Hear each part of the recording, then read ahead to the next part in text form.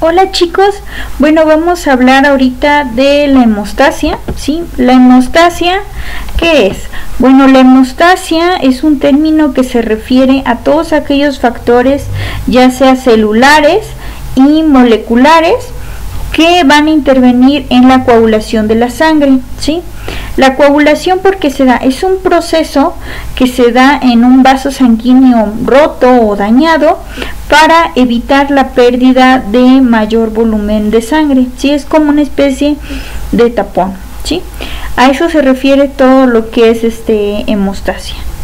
Tenemos los componentes celulares de la hemostasia, que va a ser, en este caso, son dos, que son las células endoteliales, como lo recordarán, las células que recubren las paredes de las venas, y tenemos las plaquetas, que también tienen que ver mucho con esta hemostasia. Además de eso, tenemos a los factores de la coagulación, que más adelante vamos a empezar a ver, ¿sí? En primera instancia debemos hablar de un endotelio, es decir, de unas células endoteliales. Como ya lo recordarán, las células endoteliales son las que recubren las venas y arterias, ¿sí?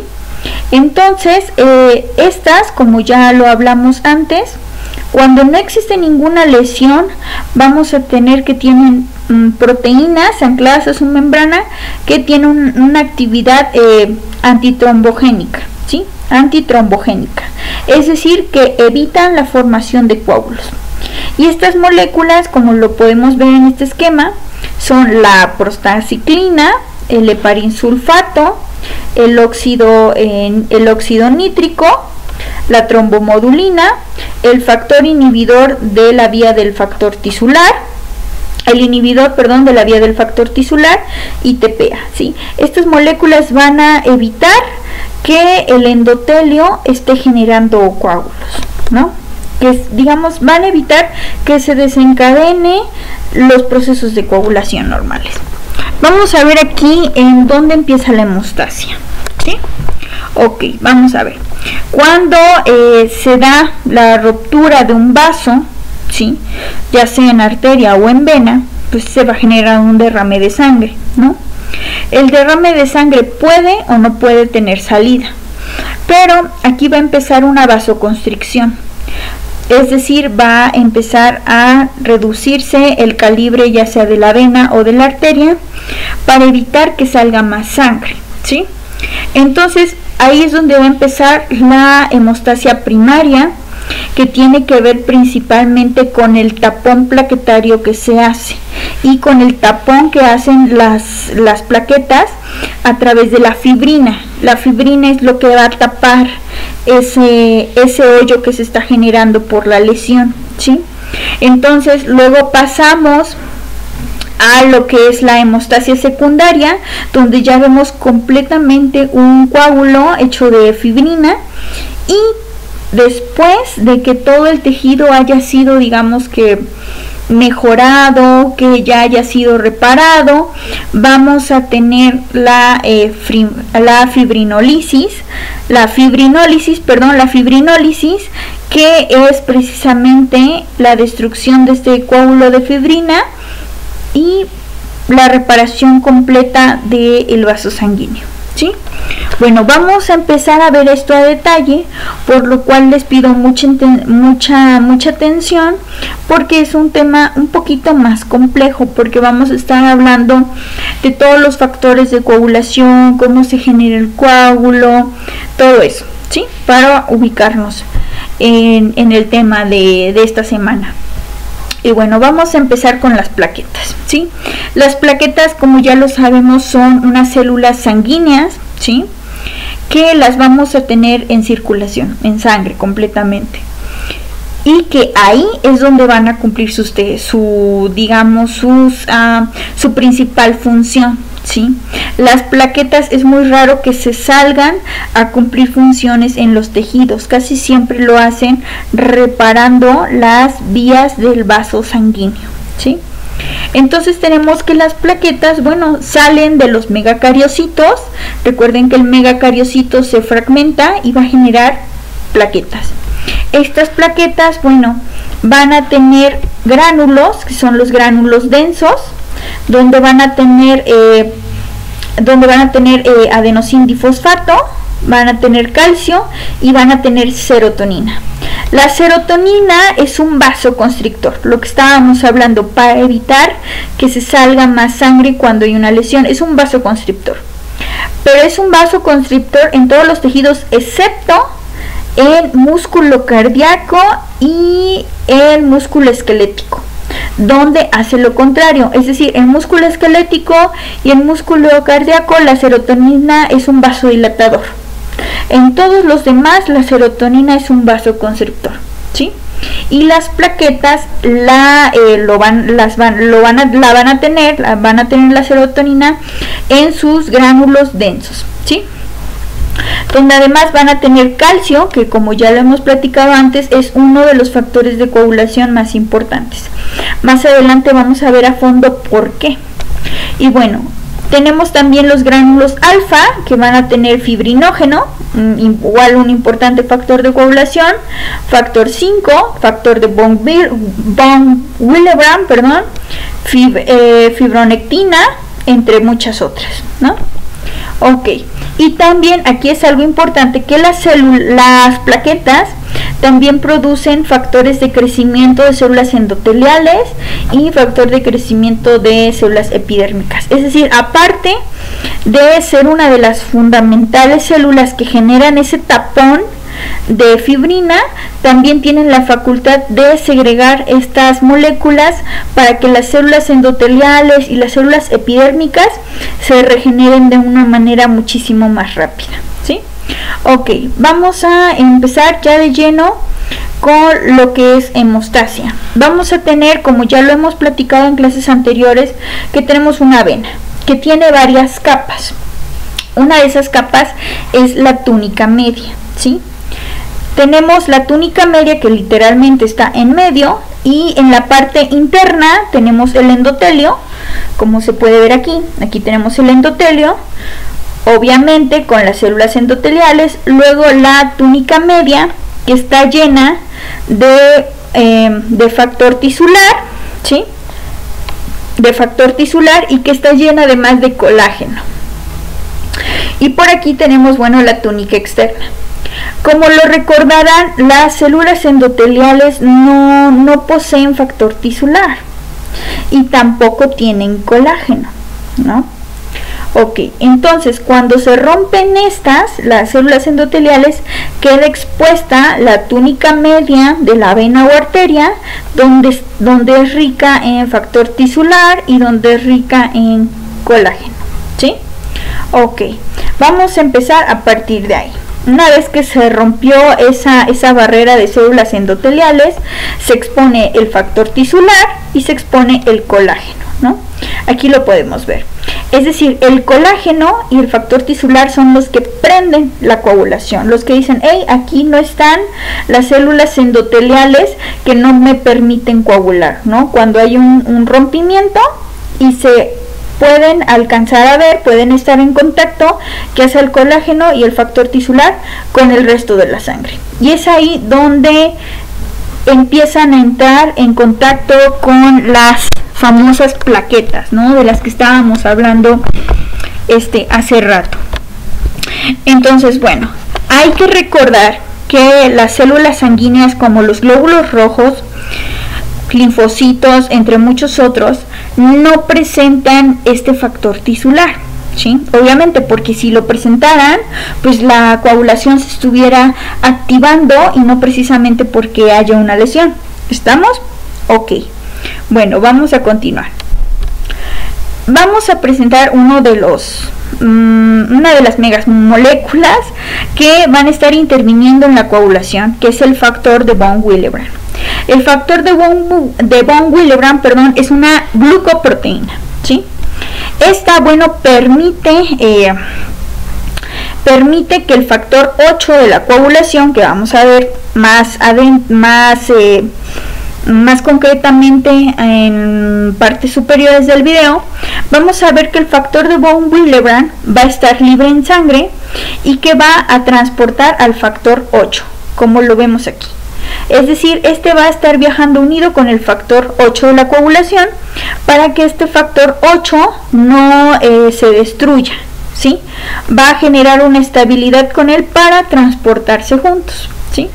El factor de von Willebrand se va a unir al colágeno. Aquí vemos que tenemos la capa de tenemos una capa de colágeno, que es la de la túnica media, y células endoteliales, ¿no? Acá, como podemos ver, las células endoteliales pues fueron retiradas, a lo mejor, no sé, por una herida, y el factor de von Willebrand está reconociendo al colágeno, ¿sí?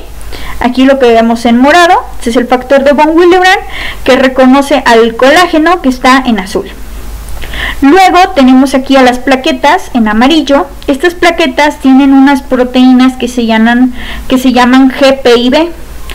Esta proteína GPIB va a reconocer al factor de von Willebrand. Entonces va a ser este conjunto, es decir, se van a traer. Vamos a repetir. Vamos a tener estas, que es el colágeno, se va a unir el factor de von Willebrand, luego va a venir la GPIB, que es una proteína membranal de plaquetas, y va a hacer que la plaqueta se una al factor de von Willebrand y al colágeno que está expuesto. Entonces por aquí vamos a tener otras que son la GP2B, 3A. Esta pequeña de aquí se va a unir al fibrinógeno y va a hacer que se unen más plaquetas, ¿no? Es decir, vamos a tener una enorme capa de plaquetas ya ahí pegadas en esta parte que está dañada, ¿no? Y por aquí vamos a ver que van a empezar a desarrollarse la cascada de coagulación, que la vamos a ver más ahorita, más a fondo. Pero esta es la primera parte de la hemostasia, donde el factor de von Willebrand se va a pegar con el colágeno, luego a través de la proteína GPIB de la plaqueta va a reconocer al factor de von Willebrand y se va a unir a esa parte. Luego va a expresar estas nuevas proteínas, que son las GP2B-3A. Se va a pegar el fibrinógeno y se va a pegar otra plaqueta y va a generar un montón de agregados plaquetarios. Y a partir de ahí, a partir de este suceso, se va a empezar con la cascada de coagulación, que es un montón de agentes, de moléculas que van a desencadenar la formación del coágulo de fibrina, ¿sí? Todo lo que es coagulación son un montón de cascadas, es como un dominó, uno sobre otro, ¿sí? No nos podemos brincar pasos, porque si nos brincamos pasos, entonces la coagulación no funciona, ¿sí? Ok, vamos a seguir. Aparte, aquí está otro esquema que ejemplifica lo mismo. Tenemos al colágeno ya expuesto por una herida, tenemos al factor de von Willebrand que lo está reconociendo, y tenemos a la plaqueta que está en morado, que tiene su proteína GPIB que va a reconocer al factor de von Willebrand. Pero por aquí también nos menciona que las proteínas GP2B y GP3A también van a reconocer al factor Willebrand. Aquí, ojo, estas proteínas, la GP2B y la GP3A, reconocen al factor de von Willebrand, pero también reconocen al fibrinógeno, ¿sí? Al fibrinógeno, para que se puedan unir más plaquetas. Se unen a las dos cosas, obviamente en un menor grado de afinidad, ¿no?, que una que de otra. Vamos a continuar. Estábamos hablando que después de que se juntan todas las plaquetas, va a venir una cascada de coagulación, ¿sí? Esa cascada de coagulación se debe gracias a los factores de coagulación, que son moléculas que se van a ir activando una por una para poder lograr generar un coágulo de fibrina. Esa es la finalidad de la coagulación, generar un coágulo de fibrina estable que pueda tapar la salida de la sangre, ¿sí? Esa es únicamente la finalidad de la coagulación. Entonces tenemos factores de coagulación. Tenemos el factor 1, que es el factor que se llama fibrinógeno. El factor 2 es la protrombina.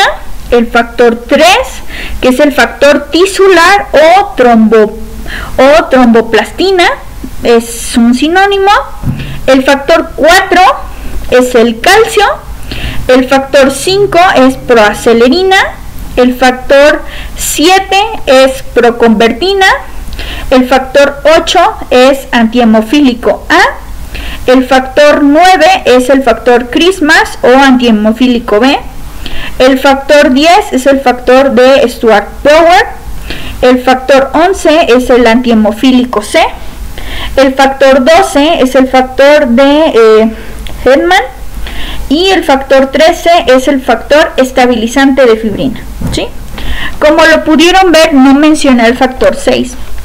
El factor 6 no existe, no se menciona en las cascadas de coagulación, ¿sí? Solo hay 13 factores de coagulación y hay 12 factores de coagulación y se brincan el número 6, ¿sí? Ok, perfecto. Hay algunos factores, por ejemplo el fibrinógeno, que se menciona así, fibrinógeno, es raro que se mencione factor 1, factor así, ¿no? Pero es un sinónimo. Cuando yo te hablo de fibrinógeno, me estoy refiriendo al factor 1 de la coagulación. Cuando yo me refiero al calcio, me estoy refiriendo al factor 4 de la coagulación. Cuando yo hablo del factor 13, perdón, me estoy refiriendo al factor estabilizante de la fibrina, ¿sí? Ok, entonces hay que tener muy en cuenta los nombres de cada uno de estos factores para no perderse, ¿sí? Muy bien, vamos a empezar. Los factores de la coagulación se pueden dividir en grupos. ¿Por qué? Porque hacen cosas diferentes, ¿sí? Ok, hay factores que dependen de la vitamina K, como son estos de aquí, factores dependientes de vitamina K, que son los factores 2, el factor 7, el factor 9 y el factor 10, ¿sí? Donde se producen principalmente en hígado. Tenemos a los cofactores, que son el cofactor 5, proacelerina, el factor 7, que es proconvertina, y el factor 4, que es calcio. Todos estos son cofactores. Se producen en el hígado, en plaquetas, e incluso las células endoteliales los pueden llegar a producir, ¿sí? Ok. También tenemos activadores del sistema de contacto, del contacto externo, que tenemos al factor 11 y al factor 12, que son estos amiguitos de aquí. También se producen en hígado.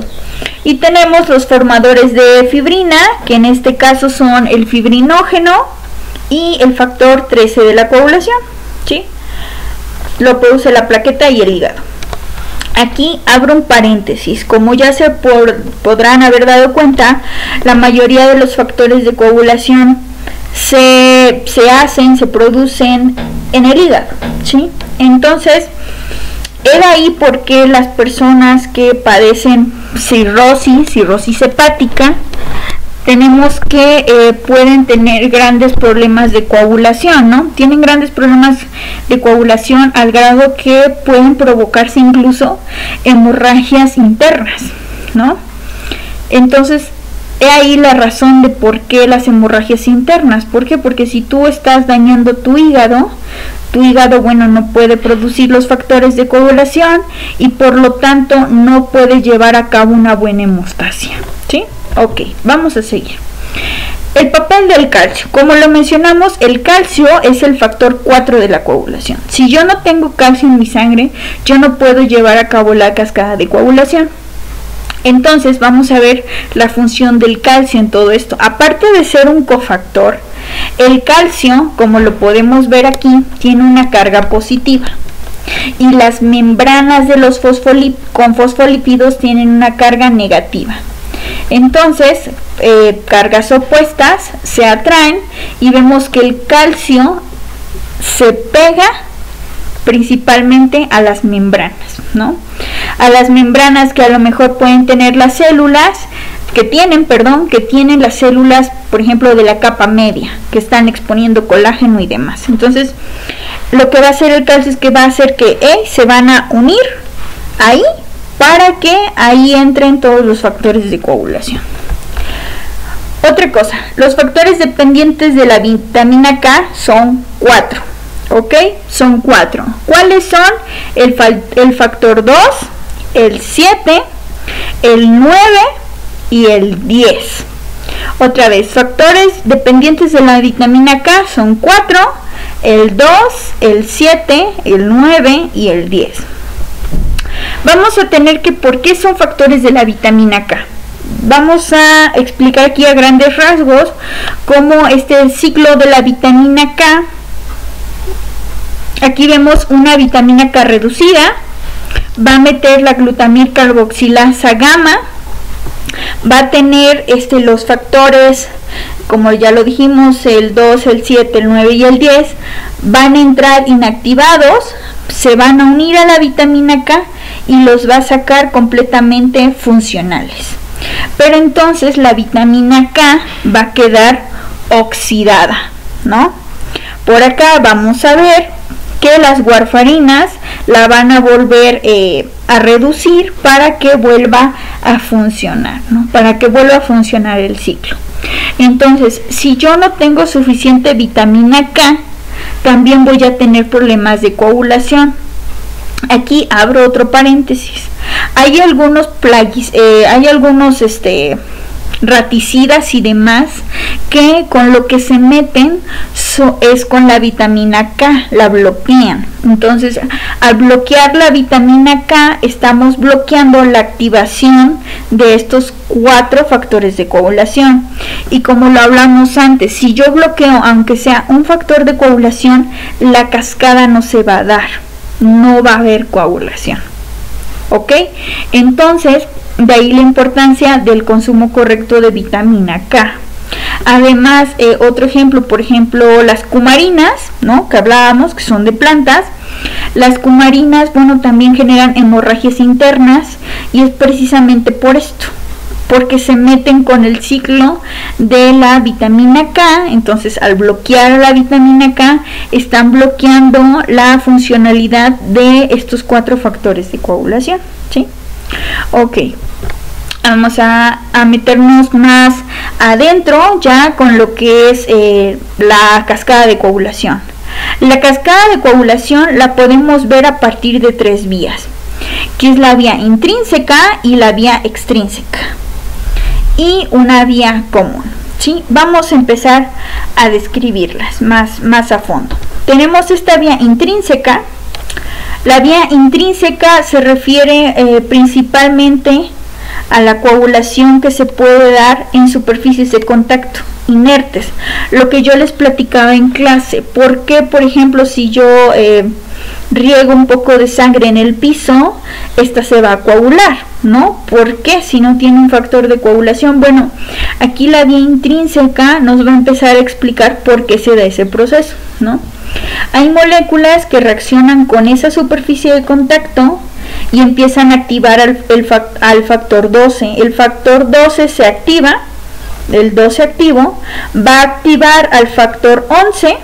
El factor 11 activo va a activar al factor 9 activo. Ya cuando está activo el factor 9, va a necesitar de calcio. Ya aquí ya estamos hablando que ya está pegado en membrana.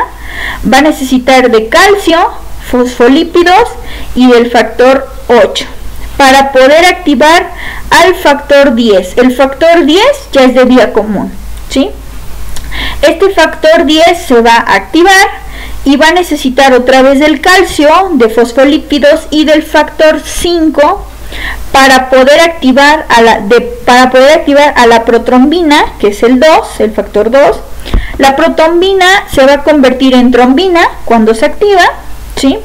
Y la trombina va a poder generar que el fibrinógeno se convierta en fibrina. A su vez, la trombina también va a poder activar al factor 13, que es el estabilizador de fibrina, para que estabilice a la fibrina y genere un coágulo estable, es decir, un coágulo de fibrina insoluble, ¿sí? Vamos a repasar la vía intrínseca. Vamos a volverla a repasar porque esto es de estar repasándola y viéndola y demás. Vamos a repasarla un poquito más rápido.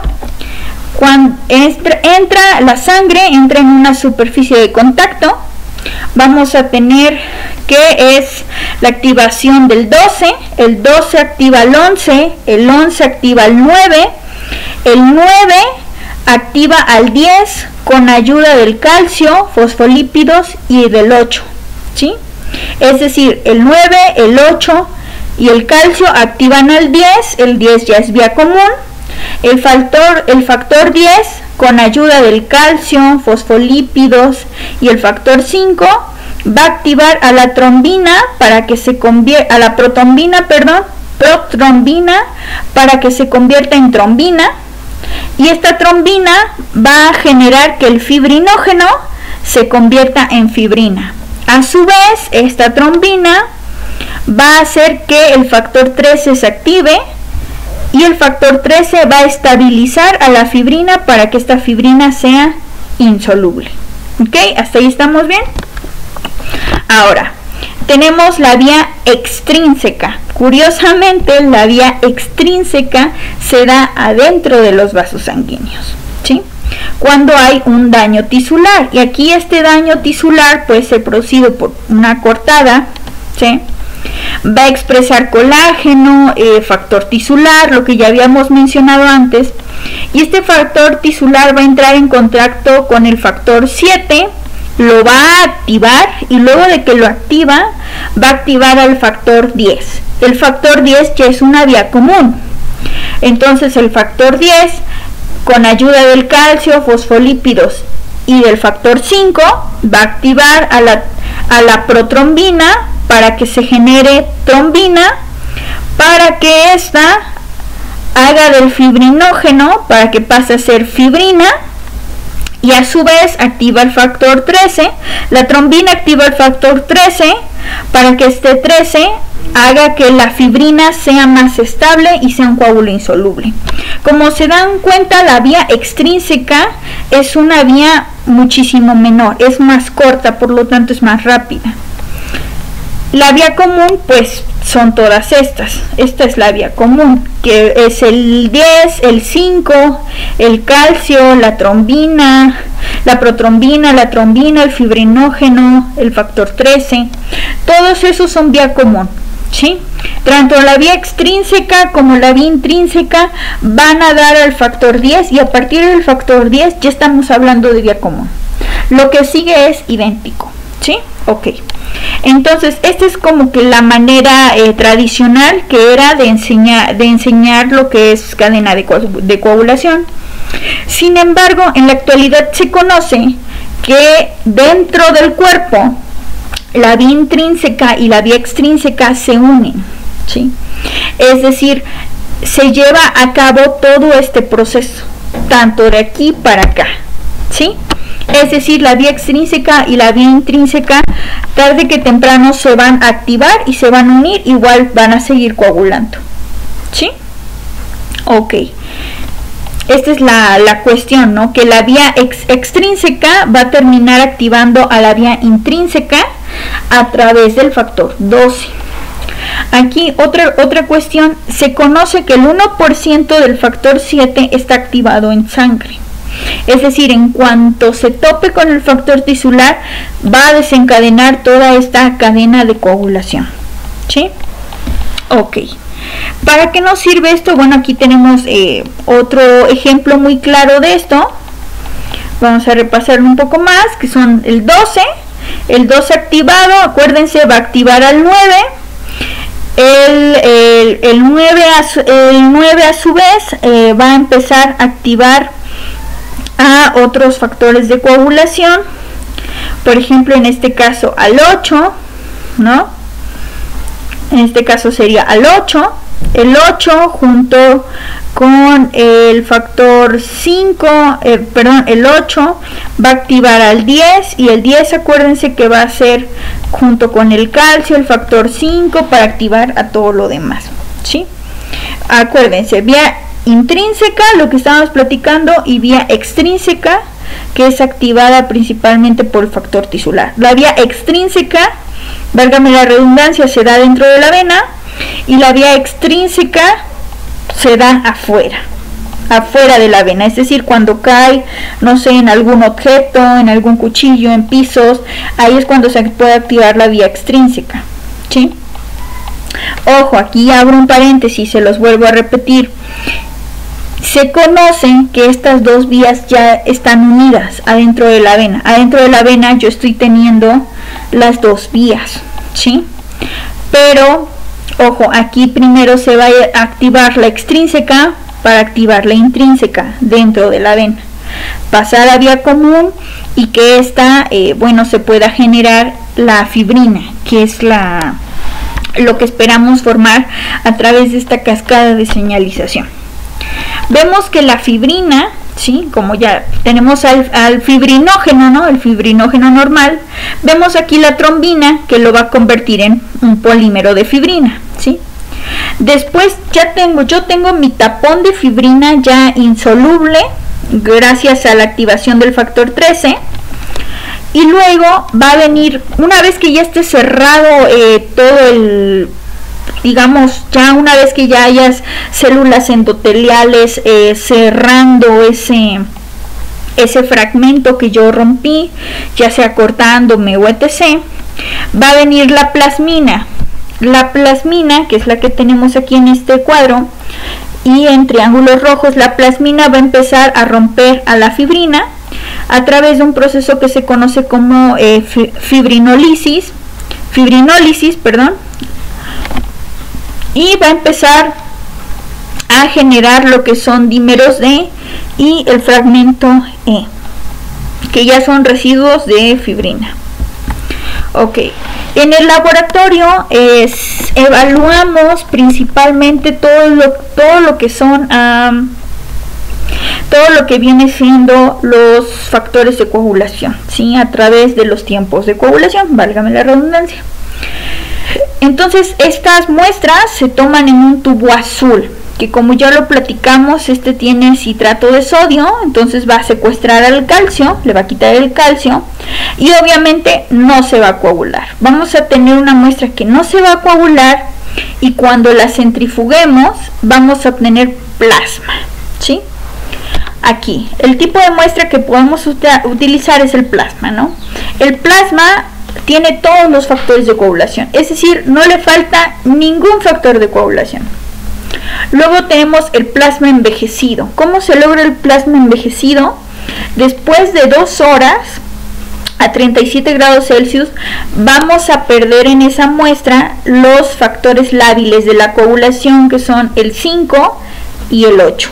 ¿Sí? No los vamos a tener en un plasma que ya ha estado 2 horas a 37 grados Celsius. En el suero, lo que platicábamos cuando tenemos una muestra del suero, por ejemplo, tomada de un tubo rojo, donde ya tenemos un coágulo completamente, ¿no? Entonces esa muestra no va a tener factores de coagulación. ¿Qué factores no va a tener? No va a tener el 1, no va a tener el 2, el 5, el 8, el 13. O sea, una muestra de suero no me va a servir para evaluar factores de coagulación, porque ya no los voy a tener, porque ya se perdieron en el coágulo, ¿no? Y tenemos el plasma absorbido, que es con sulfato de bario o hidróxido de aluminio, perdón. Este tipo de plasma, este plasma absorbido, no va a tener los factores dependientes de la vitamina K, que son el 2, el 7, el 9 y el 10. Sí, no los va a tener. Entonces, espero que les quede un poquito claro de cómo los factores de coagulación tienen mucho que ver qué tipo de plasma es, si es un plasma normal, si es un plasma envejecido, si estamos hablando de suero, si estamos hablando de plasma absorbido y a qué se refiere cada una de las cosas. ¿Cuál es la muestra que nos va a servir para evaluar los factores de coagulación? Va a ser un plasma normal que tenga todos los factores de coagulación y que sea tomado con un tubo azul que tiene un anticoagulante llamado citrato de sodio. que acuérdense, el citrato de sodio va a quitar el calcio de la muestra, evitando que se coagule. Ok. Vamos a ver un poquito más acerca de los tiempos de coagulación, de las pruebas que se llevan a cabo para evaluar la efectividad de los factores de coagulación. Estos casi siempre son pruebas que se usan para las personas que van a tener una cirugía, ¿no? Para evitar que, bueno, haya un desangramiento, pérdida excesiva de volumen sanguíneo, etc. Entonces, bueno, los tiempos de coagulación, empezamos con el TTP, que es tiempo de tromboplastina parcial, ¿sí? Acuérdense que la tromboplastina es el factor tisular pegado con fosfolípidos, o unido con fosfolípidos, mejor dicho. Sí, bueno, vamos a tener aquí que el TTP evalúa a los factores de la vía intrínseca, a esta vía, la vía que tiene que estar en contacto, ¿no?, con una superficie extraña, que son los factores 12, el 11, el 9 y la vía común. Que estamos, cuando nos referimos de vía común, hablamos de los factores 10, 5, 2 y 1. ¿Ok? Bueno, ¿qué necesitamos para esta prueba? Necesitamos una superficie de contacto, obviamente para que se active el factor 12, calcio, es decir, el calcio que yo le quité curiosamente a la muestra, se lo voy a volver a añadir aquí. Necesito fosfolípidos y necesito plasma, obviamente de tu paciente, obtenido por un tubo azul, ¿no? Vamos a tener otros tiempos de coagulación, que los tiempos son TP, que es tiempo de protrombina.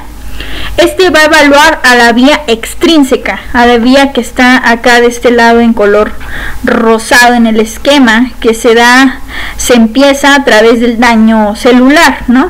Bueno, esta vía extrínseca va a evaluar al factor, perdón, esta prueba, el TP, va a evaluar al factor 7, obviamente porque es el factor de la vía extrínseca, y va a evaluar la vía común. Otra vez, la vía común es el 10, el 5, el 2 y el 1. Y bueno, ¿qué necesito? Necesito tromboplastina, lo que ya hablamos, fosfolípidos más factor tisular, y plasma obtenido y plasma obtenido por un tubo azul, ¿no? Eso es lo que yo necesito para llevar a cabo mis tiempos de coagulación. Y tenemos el TT. El TT es tiempo de trombina. Únicamente va a evaluar al fibrinógeno, es decir, va a evaluar a este que tenemos aquí abajo, ¿sí? Va a evaluar al fibrinógeno. Yo necesito trombina muy diluida más el plasma obtenido por tubo azul. ¿Por qué? Porque el fibrinógeno, acuérdense, se va a unir con la trombina para generar fibrina, ¿sí? Que es lo que va a evaluar esta prueba principalmente. Aquí vamos a tenerlo otra vez un poquito más resumido.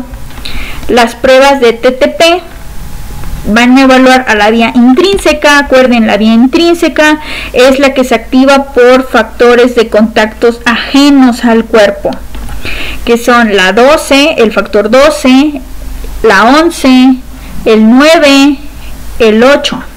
Pero también va a evaluar los de vía común, que son los que están aquí abajo, que son el 10, el 5, el 2 y el 1. Tenemos por otro lado, bueno, aquí tiene una P de más. Vamos a corregir eso. Por aquí vamos a ver. Bueno, esta que tiene la TP, que es en realidad la TP. La TP lo que tiene es que va a evaluar al factor 7, acuérdense de eso, va a evaluar al factor 7 y va a evaluar, aquí lo vemos, va a evaluar al factor 7 y va a evaluar a la vía común, que es el 10, el 5, el 2 y el 1, ¿sí? Y el TT, que va a evaluar principalmente al fibrinógeno, ¿sí? Ok, aquí vamos a quitarle una T, ¿sí? Aquí está, TP que va a evaluar a la vía extrínseca. Ok, vamos a seguir. Bueno, las enfermedades que nos puede traer esto. Hay muchas enfermedades que tienen que ver con el sistema de coagulación, pero de las principales son estas que vengo aquí. No son muy comunes, pero sí son de las que sí se llegan a presentar, que es la deficiencia de GPIB, que es el síndrome de Bernard-Souvier. La deficiencia de colágeno heredada, ojo, heredada, es el síndrome de Ehlers-Danlos, perdón. Y la deficiencia de colágeno por deficiencia de vitamina C, este es un poquito más común, que es el llamado escorbuto, ¿sí? La deficiencia hereditaria de GP2B, 3A, que es la tromboasenia de Glassman, también es heredado. Y la falta del factor de coagulación 8, que es el que da hemofilia A. También tenemos el defecto del factor de von Willebrand, que da el síndrome de von Willebrand. Luego a esto tenemos lo que es la trombofilia, ¿no? Aquí vamos a entrar un poquito en la clínica de todo lo que es los factores de coagulación, ¿sí? Cómo es que una mala coagulación, una coagulación cuando no se necesita, nos puede llevar incluso a la muerte, ¿no? Y es más común de lo que pensamos. La trombofilia. La trombofilia se puede dar en venas y arterias, y es la obstrucción local por un coágulo o trombo, ¿sí? Un trombo es una masa sólida de fibrina y de plaquetas, ¿sí? Cuando ese trombo se hace en una vena o en una arteria y este trombo se suelta, se libera a la circulación sanguínea, entonces estamos hablando de un émbolo, ¿sí? El émbolo es un producto del trombo que se suelta a la circulación sanguínea, ¿sí? Es cuando se hizo un trombo que no se necesitaba en una vena y cuando este se libera se le llama émbolo. Y la producción de émbolos puede dar embolia, ¿sí? El movimiento del émbolo causa embolia, ¿sí? Aquí podemos ver una tabla donde hay diferentes cosas que debemos de tomar en cuenta hablando de la patología de esto, ¿sí? En este caso tenemos a los mecanismos, ¿no? En primera, la trombosis. La trombosis es la generación de trombos, ¿sí? Entonces tenemos estos mecanismos que se pueden dar en arteria o en vena. En arteria se pueden dar por una lesión, ¿sí? Yo puedo estar generando trombos sin necesitarlos, por así decirlo, con una lesión, entre comillas, ¿no? Esto se puede dar, por ejemplo, si alguna persona, un ejemplo muy burdo, si alguna persona tuvo un accidente, ¿no? Un accidente vehicular grave. Se perforó a lo mejor la arteria femoral, ¿no? Se perforó una arteria. Entonces, pues ahí va a haber mucha coagulación, obviamente. Pero puede que esos trombos, alguno de sus trombos, por la gran cantidad de fibrina que deben de producir, puede que esos trombos se suelten y generen un émbolo.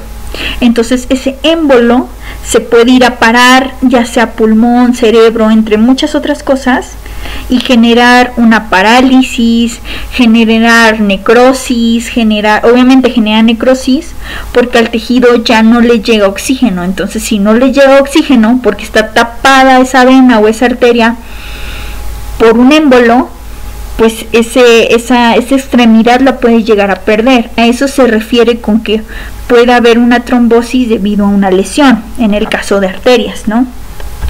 En el caso de venas, ni siquiera puede haber una lesión, puede ser de manera interna. Más adelante vamos a hablar el por qué. Las causas. Una arteria puede ser por hipertensión, por ateroma y traumatismos, lo que estábamos platicando. Hipertensión, ¿por qué? Acuérdense que la hipertensión genera un aumento de presión en las paredes de las arterias, en este caso. pero a veces se da por ateroma. El ateroma, como ya lo hemos platicado antes, son placas de colesterol a lo largo de toda la arteria. Entonces empieza a tapar la arteria y la presión empieza a aumentar. La mayoría de las personas que tienen hipertensión también tienen esta capa de grasa que se llama ateroma, y pues eso empeora su condición. Entonces es tanta la presión que se ejerce que se puede llegar a romper las células endoteliales, puede haber un daño endotelial, obviamente porque esa placa de ateroma está encima de las células endoteliales. Entonces cuando se rompen hay una lesión adentro sin que haya sangre que salga, ¿no? Entonces ahí empieza la coagulación. Por eso las personas hipertensas son muy raras a que les pueda dar alguna embolia. ¿Por qué? Porque gracias a esa capa se truena, se puede reventar alguna o dañar el endotelio, exponer el colágeno, exponer el factor tisular y se activa la cascada, como ya lo vimos. Se hace una fibrina. Esa fibrina se puede soltar y genera un émbolo, que puede dar a una embolia o a cosas muchísimo peores, ¿no? Eso es cuando se da en arteria. Aquí cuando se da en vena se puede dar por inmovilidad, ¿no? Por ejemplo, cuando no hacemos ejercicio, o incluso una persona hipertensa que ya no hace ejercicio ni nada, también le puede dar una trombosis, pero en vena, ¿sí? Por inmovilidad, por no moverse. Se da casi siempre en piernas. Anatomía patológica. Vemos que los trombos en arteria son trombos blancos porque casi siempre se llenan mucho de leucocitos, como que van arrastrando leucocitos. En el caso de vena son trombos que son de un color más rojo, que tienen más que se ven más visibles como coágulos, etc., ¿no? Hablando de la anatomía patológica de estos trombos.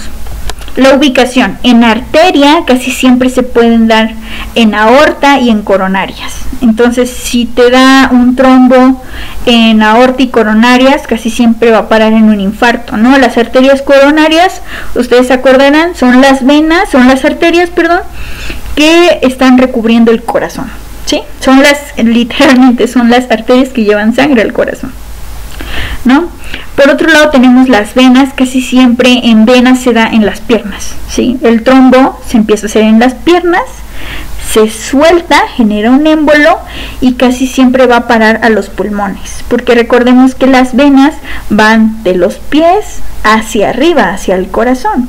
Entonces, estos tipos de trombos se generan en las venas, en las piernas, en las venas de las piernas, y van a atorarse a pulmones, donde generan edema pulmonar, pueden generar necrosis, paros respiratorios, muchas cosas. ¿Qué es lo que vemos acá en clínica, no? Como cuando se tapa una arteria debido a un trombo, da ataque al miocardio, un infarto cerebrovascular, entre muchas otras cosas. Cuando se ve en vena puede dar edema pulmonar y obviamente la muy conocida embolia, ¿no? La embolia también puede dar parálisis de algún nervio, en este caso, ¿no? ¿Quién ha tenido algún familiar, algún conocido que probablemente le haya dado una embolia y quede mal motrizmente de alguna de sus extremidades, ¿no? Es precisamente por eso. Cuando se bloquea esa vena y esa parte de nuestro cuerpo pues pasa algún tiempo sin oxígeno y demás. Bueno, espero y les haya gustado este tema, que es el tema de coagulación. Este tema es muy metido a lo que son las áreas de la química clínica, obviamente, y de la medicina, si se dan cuenta. No podemos hablar de una sin deslindar a la otra, ¿no? Entonces, espero y les haya gustado. Este es un tema un poquito más complicado, así que intenten estar repasándolo, viéndolo, para que se puedan, digamos que, adecuar a manejar este tipo de conceptos, ¿no? Desde factor de coagulación, tromboembolia, cascada de coagulación, todo eso, para que cuando tengan que interpretarlo, lo sepan, tengan los conceptos bien claros. Bueno, esto es todo por la clase de hoy y muchas gracias.